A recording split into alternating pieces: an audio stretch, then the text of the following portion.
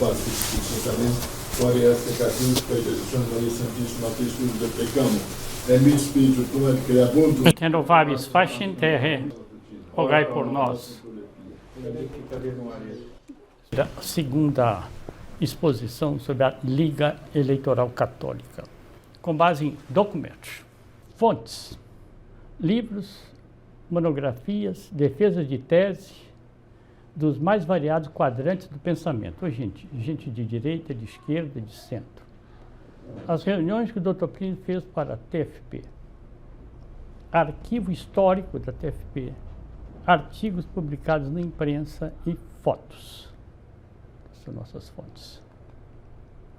Objetivos: colocar ao alcance do público uma versão dos fatos baseada em documentos, diferente das narrativas, entre aspas, da esquerda. Denunciar o estranho, entre aspas, silêncio de certos autores que desconhecem a ação pública do Dr. Plínio. Contribuir para a formação intelectual daqueles que se opõem ao progressismo e ao esquerdismo. Aí lembra aquela frase do Bossuet, né? A verdade, para ser julgada, só pede uma coisa: é ser ouvida. Bom, na aula anterior, nós vimos que o laicismo da Constituição de 1891... Então, o laicismo da Constituição foi 1891. A Igreja perdeu regalias, entre elas supressão do ensino religioso nas escolas, supressão das capelanias militares, perda dos efeitos civis do casamento religioso, a laicização da vida, dos costumes. Tem outro ponto aqui que o Dr. Plínio trata, que é o caráter suasório do Estado laico. Toda situação estabelecida ela tem um caráter de persuasão. Bem, continua. Como reverter essa situação injusta? Dr. Plínio, então, põe a contradição. Um país de 95% de católicos e a Constituição e a coisa pública desconhecem a ação da Igreja. 32, São Paulo declarou guerra à ditadura de Getúlio. São Paulo tendo sido derrotado, entretanto, Getúlio se viu na obrigação de convocar a Constituinte. Aqui entra o papel da LEC. Estatuto. Aí o Dr. Plínio conta nas memórias que havia uma correspondência frequente entre ele, Tristão de Ataíde, e também o doutor Heitor da Silva Costa, que é o arquiteto do Cristo Redentor. Fiz 2 ou 3 viagens ao Rio. Nos entendemos a respeito dos estatutos da LEC. Eu, Plínio Corrêa de Oliveira, como era o advogado, fui incumbido de redigir estatutos. Inspirei-me, evidentemente, no texto do general Castelnau, que nós tratamos aqui no vídeo passado. O general Castelnau é o fundador da Liga Nacional Católica Francesa e que teve um grande, digamos assim, grande efeito, grande influência nas eleições francesas. Já não me lembro do ano, mas a Liga Nacional Católica foi fundada em 22. Bem, aqui já entra o primeiro ponto, porque o Dr. Plínio afirma aí novamente que o Dom Leme era um homem decidido. Quer dizer o seguinte, ele não quer dizer que Dom Leme era um homem combativo, mas é decidido. Ele gostou da ideia e transformou numa circular para todos os bispos. Era o único cardeal que nós tínhamos no Brasil. Aqui é o primeiro documento que eu estou apresentando. Carta do Dr. Plínio ao Tristão de Ataíde sobre o Estatuto da LEC. Eu vou projetar o próximo slide que dá para nós lermos. A carta, então, aquela carta do Dr. Plínio ao Tristão.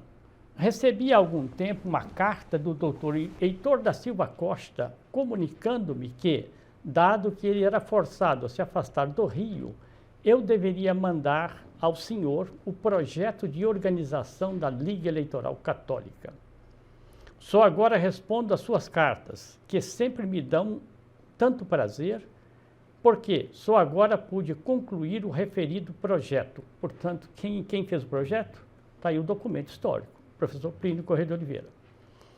Tenho andado ocupadíssimo, e isto me impede de terminar o trabalho de que a bondade do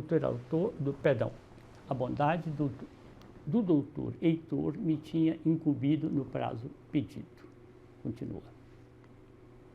Quis redigir uma coisa mais ou menos minuciosa para evitar surtos demagógicos dentro da Liga. Já é cuidado dele, né? Depois de redigido o meu projeto, ocorreram-me duas ideias.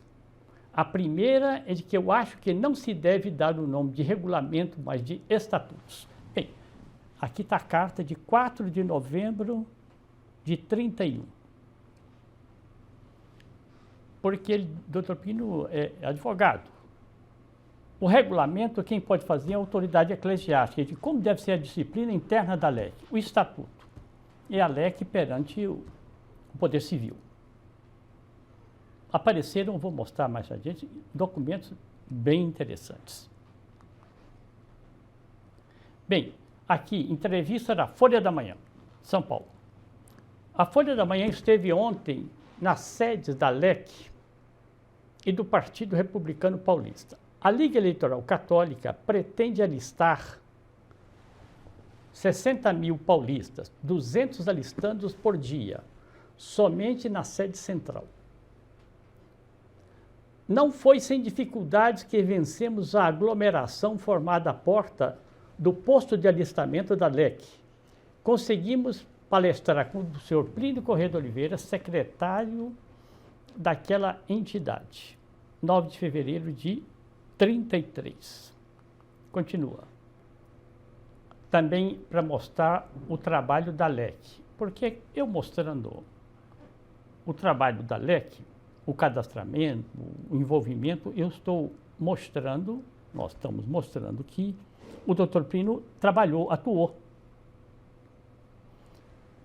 Há quem afirme por aí que estamos despertando animosidade religiosa no Brasil. Quer dizer, luta de religião, né? Não é verdade. Então ele mostra que a LEC alista quem aparece. Espíritas, protestantes. Não estamos, repito, provocando animosidades. Estamos sim defendendo princípios básicos de nossa religião, da pátria e da família brasileira. Nem pretendemos imiscuir-nos em outras questões políticas que não são essas. Aliás, esta passagem aí,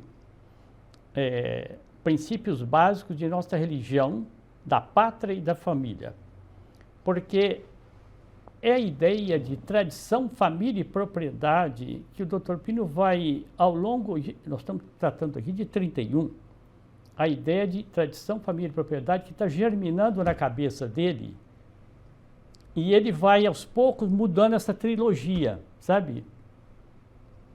A religião ali, ele colocou tradição, não é? No lugar de pátria, ele colocou propriedade de família. Bem, estou falando de tradição, família e propriedade. Estamos nos organizando para a guerra, a fim de que não sejamos perturbados, para que a nossa paz não seja destruída. Você vê sempre o caráter militante do Dr. Pino. Um pouco profetizante também, né? Olha, nós veremos daqui a pouco. Nesse sentido da palavra, de uma pessoa que prevê o que virá e se prepara para o que virá. E outra coisa, é capaz de orientar as pessoas para o que virá. Esse é o... Perdão, diga. Fez o estatuto aos 22 anos de idade.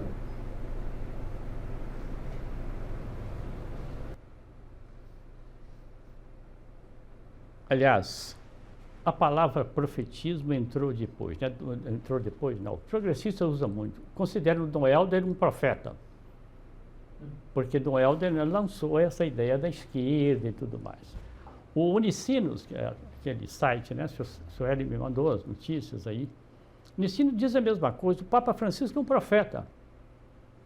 Ele está lançando as balizas lá longe, está lançando as balizas. Se ele não conseguir realizar, não tem problema, isso daqui a 100 anos se realiza. É profeta. Então, esse conceito do profetismo do lado progressista, né?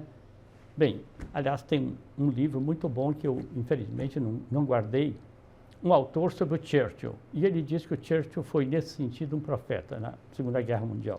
Conduziu a Inglaterra e levou a Inglaterra à vitória, né? Bem, chapa única consagrada pela opinião pública de São Paulo.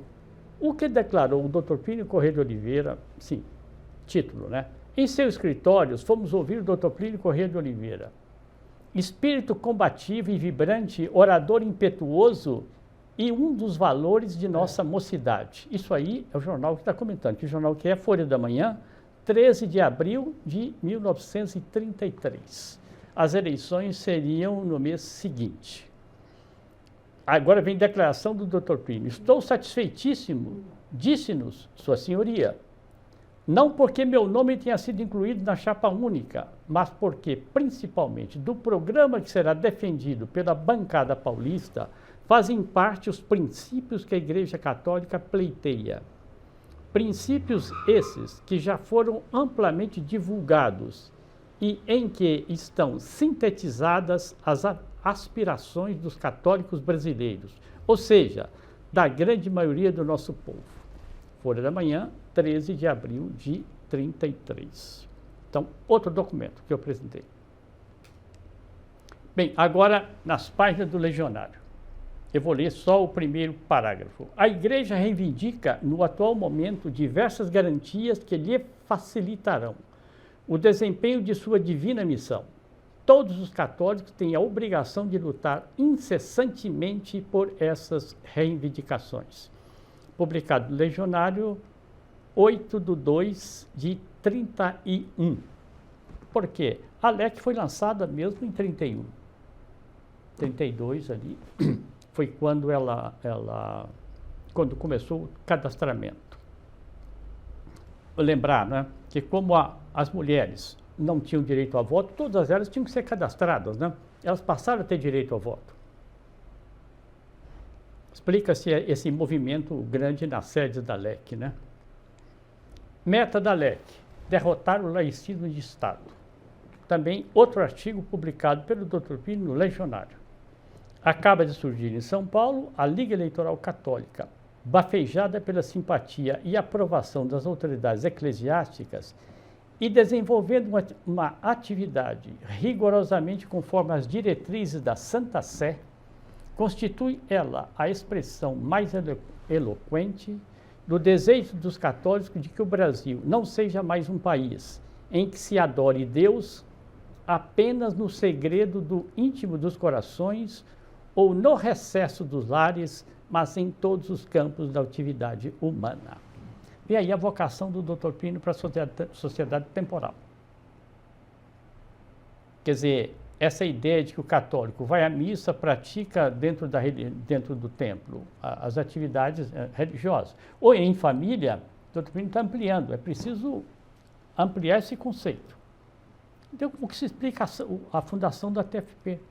A TFP foi isso aí. Continua?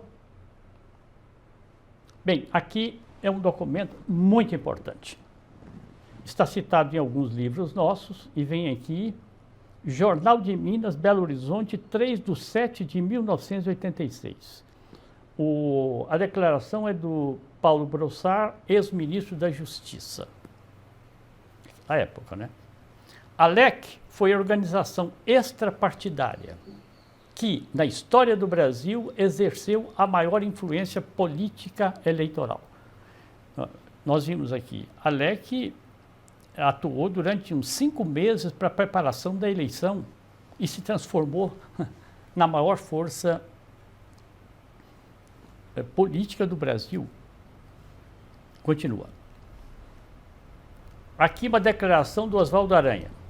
Eu só coloquei em cima, foi secretário-geral da ONU em 47. Oswaldo Aranha foi constituinte, foi ministro do exterior do Brasil, era o homem assim, de mais relevo do governo Getúlio Vargas. Então, vou agora ao título. Oswaldo Aranha, o homem mais importante durante a ditadura de Getúlio Vargas, assegurou ao cardeal Leme que, aspas, se os católicos não se tivessem congregado para interferir nas eleições de 1933, o Brasil estaria hoje definitivamente desviado para a esquerda. Está publicado no Legionário, 20/12/36. Oswaldo Aranha,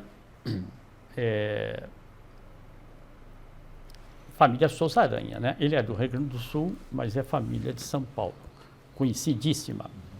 E, na época, o Dr. Plínio publicou um artigo descrevendo ambientes e costumes da Constituinte. E aí ele fala, há deputados que são deputados de corredor, que gostam de conversar assim ao pé do ouvido e passar as influências e tal. Há os deputados de tribuna, que gostam de ir lá na tribuna para fazer discurso. E há os deputados, e há o Oswaldo Aranha, que é um homem de tribuna e de corredor. Era um sujeito fino, hein? Não era, quer dizer, não era um contra-revolucionário, mas era um homem de categoria. Bem, aqui é uma tese de doutorado apresentada por Vera Alves Cepeda, USP. Bem, eu vou ler pelo menos uma parte. A nota 332 do trabalho dela.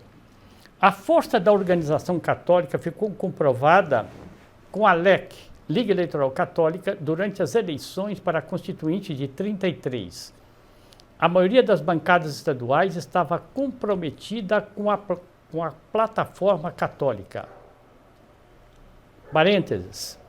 Os católicos haviam acorrido às urnas numa demonstração de organização e poder de influência. Fecha parênteses. E nessa plataforma programática, alguns pontos versavam exatamente sobre a questão operária, com a Igreja defendendo a pluralidade e a liberdade sindical, e sobre a questão social, a obrigatoriedade da assistência do Estado às famílias numerosas e carentes. Continua. Tinha mais alguma coisa? Bem, aí é que eu comentei, os sindicatos eram um privilégio do governo federal. Então a Igreja reivindicava para si a liberdade de constituir sindicatos católicos que, claro, não eram nenhuma CUT, nem nenhum sindicato petista, era sindicato católicos. Vamos ver mais uma repercussão? A Constituinte se inicia em 15 de novembro de 33, e entre os eleitos que representaram a Liga estava Plínio Corrêa de Oliveira, Andrade Furtado, Monsenhor Arruda Câmara, Barreto Campelo, Lacerda de Almeida, Adroaldo Mesquita da Costa, Luiz Sucupira, Anes Dias, Moraes de Andrade, dentre outros. Agora bem, a meta de modificar a fisionomia laicista do Estado brasileiro se daria pelos membros da LEC por vias indiretas, em fileiras dispersas. Eu vou explicar daqui a pouco o que é isso. Ninguém deveria assumir um papel de realce como líder católico. Com a promulgação da Carta Magna de 34, a LEC se comprovou eficiente, tendo êxito e participação na decisão de variados artigos promulgados. Então, é uma dissertação de mestrado da Universidade de São Carlos, Moacir Pereira Alencar Júnior. Bem, aqui precisa de uma explicação. Começa lá. A meta de modificar a fisionomia laicista do Estado brasileiro se daria pelos membros da LEC por vias indiretas, em fileiras dispersas. Isso o Dr. Plínio conta nas memórias. Quando vai iniciar os trabalhos da Constituinte, Dom Leme constituiu o Tristão de Ataíde o chanceler dele, junto aos deputados católicos. E, digamos, decidiu, não haverá líder católico na Constituinte. O líder será Tristão de Ataíde. Haverá todo dia uma reunião da bancada católica, dos deputados católicos, para receber as instruções. E vocês se dispersem nos vários partidos dos quais vocês... Não, pelas bancadas dos estados que vocês foram... que vocês são... Como é que foram eleitos? É. Então, acontece que Dom Leme não queria nenhuma bancada católica na Constituinte. Doutor Pino fala, isso foi um dos fatores de não aproveitar a força dos católicos. Os católicos deviam estar dispersos nas várias bancadas. Ninguém deveria assumir um papel de realce como líder católico. Agora, era normal que desse ao doutor Pino o líder católico, o deputado mais votado do Brasil e um líder católico, digamos, como é que eu dizer, convicto, né? E não só isso, não. O público sabia que ele era um líder católico, então não podia. Aliás, o doutor Pino conta também nas memórias, eu não encontrei isso em nenhum livro, parece que não poderia ter, não é? Que Dom Leme os proibiu de fazer discursos sobre as emendas católicas. Vejam bem, são deputados católicos que foram eleitos pela LEC com a finalidade de conseguir que a Constituinte aprovasse as emendas católicas, mas quando se discutisse em plenário as emendas católicas, eles não poderiam fazer discurso sobre isso. Como é que é? Amordaçamento, né? Bem, eu não encontrei ainda nenhum documento sobre isso. Acontece que nos anais da Constituinte há vários trechos de discurso do Dr. Pino, aproveitando os debates.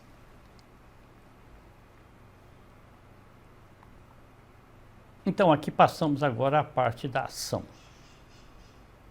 na Constituinte. Tem alguns documentos aqui que são, vamos dizer assim, são mais pesados, assim, exigem um pouco, talvez, de raciocínio, concentração, mas são importantes para compreender o quê? Eu tinha me esquecido desse ponto. O quê? Vários livros que eu consultei, e mesmo teses aí, mestrado e tudo mais, dizem o seguinte: Getúlio Vargas se aproximou da Igreja, porque se a Primeira República, tinha se distanciado e se tornado hostil, Getúlio Vargas se aproximou da Igreja e, vamos dizer assim, teve muita benevolência para com a Igreja. Ora, isso não é verdade. Vamos ver aqui agora, não é verdade isso daí. O que a Igreja conseguiu na ditadura de Getúlio Vargas foi arrancado. Eu não sei onde esses autores se baseiam nisso. Getúlio não era católico. Aliás, consta por aí que ele se casou já aqui, porque ele era protestante, enfim, não era casado na igreja, né?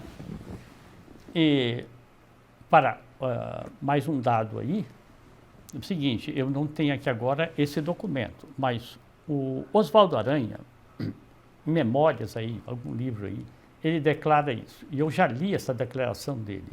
Quando nós subimos do Sul, na Revolução de 30, nós queríamos implantar o socialismo no Brasil. Quando nós chegamos no Rio de Janeiro, tomamos o poder, vimos, foi o ano da inauguração do Cristo Redentor. O ano 31 foi o ano que Papa Pio XI, né, concedeu que os bispos fizessem a consagração de Nossa Senhora Aparecida, não é isso? Então ele fala, quando nós vimos a catolicidade que havia, nós vimos que era impossível realizar o nosso plano. Dom Leme não. Dom Duarte, Dr. Pino várias vezes citou isso, né, Sorélio? afirmava o seguinte: o comunismo veio na mochila dos soldados que vieram do Sul. Nos soldados da Revolução de 30, o comunismo estava ali dentro. Quer dizer, então a ideia do Getúlio não foi se aproximar da igreja, absolutamente. Ele foi forçado a fazer concessões. E nós vamos ver daqui a pouco. Ele tinha um filho chamado Lutero, só para ter uma ideia. Naquela época, chamado Lutero brasileiro. Ah, pois é.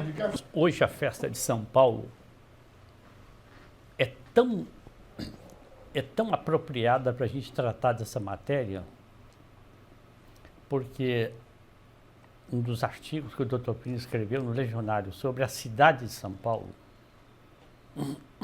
ele fala isso. Padre José de Anchieta, quando deu à cidade o nome São Paulo, ele estava vendo a missão de São Paulo parecida com o apóstolo.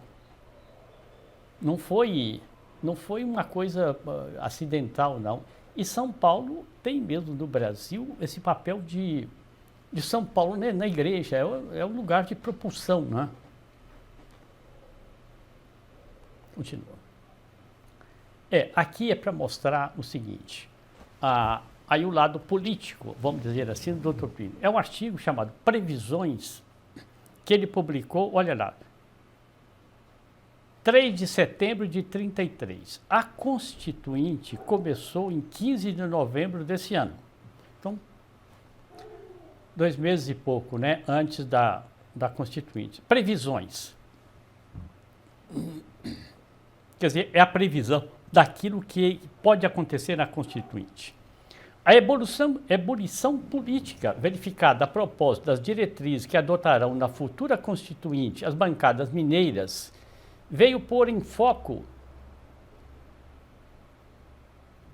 o estado das diversas correntes de opinião na Constituinte. Dizia Mirabeau, constituinte, né, da Revolução Francesa, que uma Assembleia Legislativa que interpretasse fielmente o pensamento do eleitorado deveria ser uma miniatura da nação, em que se representassem todas as correntes de opinião na proporção exata do número de seus adeptos. Ou seja, então, claro, vai ter um mínimo de socialistas, um mínimo de protestantes, e seria talvez 90% de católicos, seria...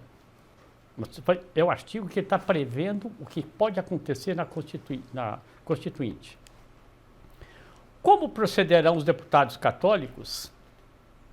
Quer dizer, que faremos nós, né, da LEC lá, fiéis ao programa traçado por Leão XIII, a Liga Eleitoral Católica não se pode reduzir a nenhum dos grupos enumerados. Quais são os grupos? Eu cortei o artigo, né? Os grupos enumerados são, em primeiro lugar, ele fala a minoria da bancada socialista esquerdista.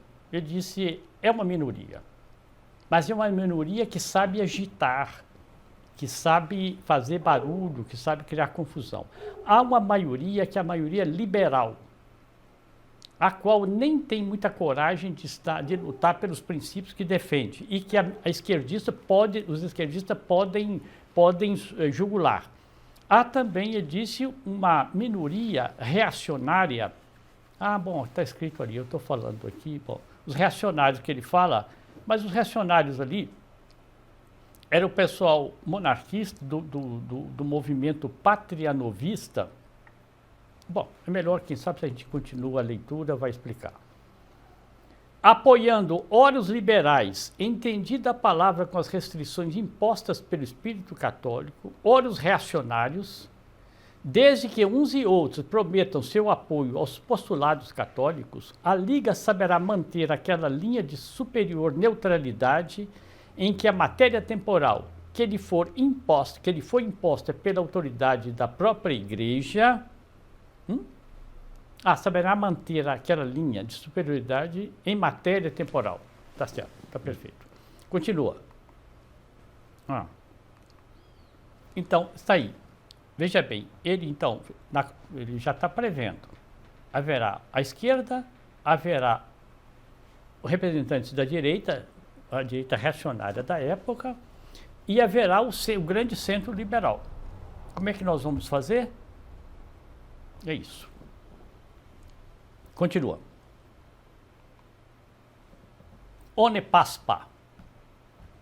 Bem, aqui nós começamos na parte mais densa da reunião e que convém ficar clara. Me ajudem a que fique clara. É famosa a frase com que os franceses, num desafio herói em Verdun, detiveram as hostes germânicas prontas a conquistar a França. Podemos dizer que, nos últimos dias, foi vencida a Verdun dos católicos brasileiros pela remoção do perigo negro de uma constituição sintética. Esse é um ponto muito importante. Olha, eu vi muito pouco tratado nas teses, ouviu? Nessas teses universitárias e livros por aí. Por quê? Eu vou continuar, talvez fique clara. O que se pretendia era, em suma, um passe de prestidigitação parlamentar, em virtude do qual a Comissão dos 26, adrede isolada de qualquer influência católica ponderável, ficasse incumbida de aprovar uma Constituição sintética, súmula dos princípios essenciais da organização do Estado. Então, o que é isso? A Constituinte tinha 214 deputados. Foi aprovada uma comissão dos 26 para fazer as emendas no projeto que o governo já tinha apresentado. Só que essa comissão dos 26 era presidida pelo Dr. Carlos Maximiliano, um conhecido anticatólico. Esse era o presidente da comissão que ia fazer a síntese e apresentar o prato feito. O Dr. Plínio escreveu isso quando e aonde? Vai aparecer. Vai aparecer. Porque isso aqui já era o segundo ou terceiro mês do andamento dos trabalhos. Vai ficar mais claro na frente. Aprovada esta súmula pelo plenário da Constituinte, procederia à eleição do presidente da República, porque o Getúlio estava numa situação provisória. Promover a eleição da presidência da República. E, de fato, confirmaram o Getúlio. Só depois de concluídas essas tarefas é que passaria a elaboração das chamadas leis orgânicas que complementariam a Constituição sem dela fazer parte, no entanto. Aqui vocês estão vendo bem como é que desmente essa versão, né, de que estava tudo combinado com Getúlio para ser aprovada as emendas católicas.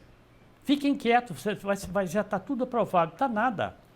Veja a descrição, né? Ou seja, foi eleita essa comissão dos 26, foi colocada como presidente um sujeito nitidamente anticatólico, o vice-presidente tinha uma posição boa, que o doutor Plínio vai explicar depois, mas essa comissão ia elaborar a Constituição, depois o projeto de Constituição ia ser votado em público e ponto. O que aconteceu? Ele está descrevendo. Pelo balão de ensaio da votação do preâmbulo da Constituição, elaborado pela Comissão dos 26, em que esta rejeitou o nome de Deus, verificou-se que a comissão se prestaria à manobra de excluir da Constituição sintética todas as teses católicas reputadas matéria inconstitucional e, portanto, aptas, quando muito, a serem incluídas nas leis orgânicas. Estava feita a coisa. Você sabe que um pouco disso foi feito na Constituição de 87 também, né? Talvez seja um procedimento até correto, faça uma comissão, aquela comissão redige tudo, depois ela é apresentada ao plenário. Bom, eu vou repetir a coisa aqui, porque isso precisa ficar muito claro. O doutor Plínio está constatando, então, pelo balão de ensaio da votação do preâmbulo, o preâmbulo da Constituição é aquele, em nome de Deus, a Constituição é isso aqui. Pela votação do preâmbulo, em que esta comissão rejeitou o nome de Deus, verificou-se que a comissão se prestaria à manobra de excluir da Constituição sintética todas as teses católicas reputadas matéria inconstitucional e, portanto, aptas, quando muito, a ser incluídas nas leis orgânicas. Ou seja, a Constituição ia ser sintética e família, assistência religiosa nos quartéis, isso, aquilo, outro, isso é uma matéria que não deve entrar no texto da Constituição. Vai ficar para depois as leis lá na frente, né? Esta é a versão, veja bem, eu estou falando porque são... Todo o trabalho da Constituinte, né? Senhor? Invalidava todo o trabalho dos constituintes. Totalmente, né? totalmente. Valtinho, sabe o que acontece? Quando a gente vai compulsar os documentos, a gente vê que o Getúlio e, digamos, a Revolução, né, a quem ele servia, ele não convocou a Constituinte para fazer bem para a igreja, mas para referendar, aí o doutor Pino vai mostrar lá na frente, referendar as ideias da esquerda. E foi montado esse esquema. E, de outro lado, os deputados católicos nem podiam ficar concentrados numa bancada católica. Tinham que estar dispersos, por ordem de Dom Leme, dispersos nas várias bancadas. Continua. Mesmo documento. Mas as perfídias dos adversários da igreja constituem, para a sua resistência eterna e invencível, quer dizer, para a resistência católica, que quer dizer, uma glória, como é gloriosa para a alma santa a tentação que ela venceu e que força, indiretamente, o próprio demônio a ser colaborador de sua ascensão espiritual. Então, vai aplicar esse princípio à questão da comissão sintética. A manobra astuta, embora só aproveitou ao catolicismo, pois que a perspectiva de um perigo comum congregou mais uma vez os católicos de todas as bancadas que, reunidas na sede da LEC, sob a presidência de Tristão de Ataíde, assumiram o solene compromisso de não votar na Constituição sintética caso ela não contivesse todos os itens católicos fundamentais. Veja bem, então, se os católicos não tivessem congregado, estamos dando razão ao que disse o Oswaldo Aranha. Nós tínhamos feito ganho a parada. Agora eu vejo aqui também um ato de despretensão do Dr. Pino. O Dr. Pino faz vários elogios à ação do Tristão de Ataíde, do Dom Leme, e está dizendo aqui, sobre a presidência, porque efetivamente Dom Leme colocou Tristão de Ataíde na presidência desta comissão, vamos chamar assim, né, que reunia os deputados católicos. Veja bem, então, a manobra só frustrou por... Então, os católicos assumiram um compromisso. Os católicos eram quantos? Os deputados católicos da LEC. Parece que de 40 a 50 deputados. Todos eles votaram contra. Quer dizer, a Constituição sintética, eles não podiam votar a favor dessa Constituição se ela não garantisse que ia incluir todos os... E ele disse... A exclusão do nome de Deus da Constituição foi o alarme. O alarme de que eles vão fazer, a Constituição sintética vai excluir tudo.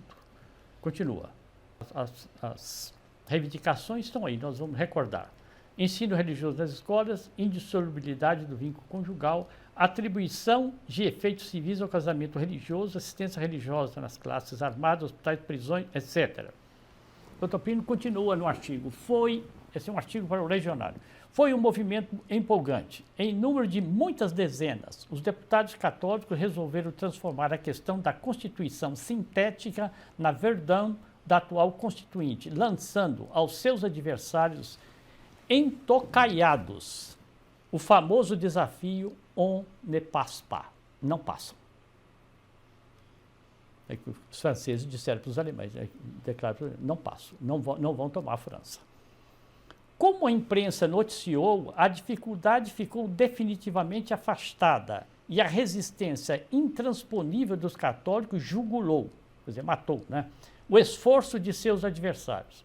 A bandeira da LEC cobriu-se assim de glórias e, mais uma vez, ficou bem patente que o Brasil sempre foi e sempre será genuinamente católico. Continua.